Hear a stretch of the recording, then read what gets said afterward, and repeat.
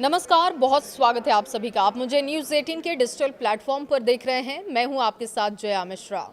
Australia के Sydney में बॉन्डी बीच पर हुए आतंकवादी हमले की भारत, इटली, अमेरिका, फ्रांस सहित दुनिया के कई देशों ने कड़ी निंदा की है। इस घटना में अब पाकिस्तान का कनेक्शन सामने आ चुका है। दरअसल सिडनी के एक वरिष्ठ कानून प्रवर्तन अधिकारी ने कहा कि बॉन्डी बीच गोलीबारी के कथित आरोपियों में से एक की पहचान सिडनी के बोनरिंगी निवासी नवीद अकरम के रूप में की गई है, जो कि मूल रूप से पाकिस्तान के लाहौर का रहने वाला है। देखिए, सोशल मीडिया पर शूटर नवीद अकरम की तस्वीर वायरल होने के बाद कई तरह की बातें सामने आई, जबकि ऑनलाइन जो तस्वीर सामने आई है उसमें लाइसेंस की फोटो में नवीद पाकिस्तान की क्रिकेट टीम की जर्सी पहने हुए दिखाई दिया। दरअसल शूटर नवीद अकरम ने इस्लामाबाद की एक यूनिवर्सिटी में पढ़ाई की है।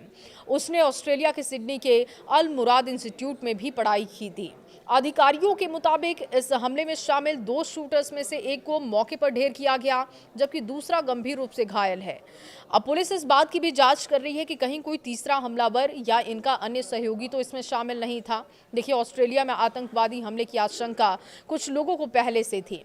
ये सिलसिला अक्टूबर 2023 में तब शुरू हुआ था जब हमास के आतंकियों ने इजराइल पर हमला कर 1200 लोगों का बेरहमी से कत्ल किया था।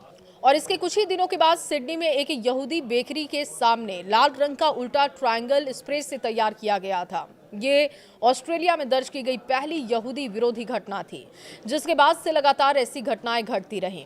देश भर में आगजनी, फायर बम हमले, दीवारों पर आपत्तिजनक नारे लिखने और इसके साथ ही नफरत फैलाने वाली भाषणों की घटनाएं भी तेजी से बढ़ीं।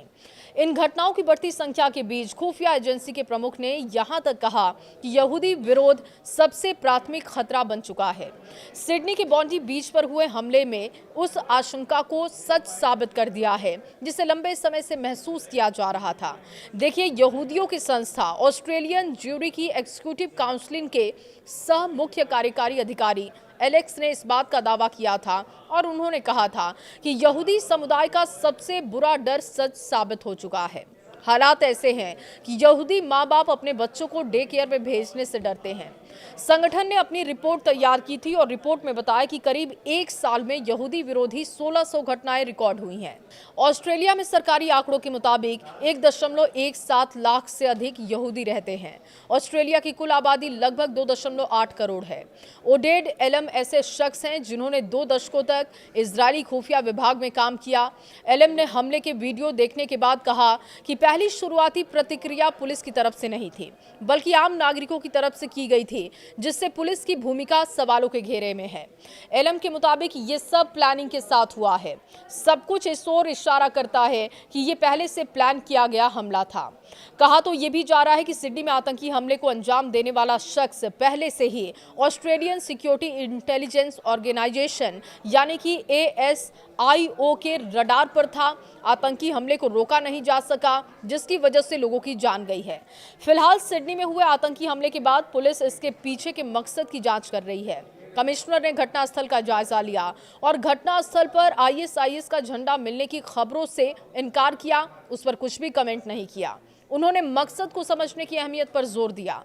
गोलीबारी के दौरान 2 पुलिस अधिकारी घायल हुए हैं, जिनका अस्पताल में इलाज हो रहा है।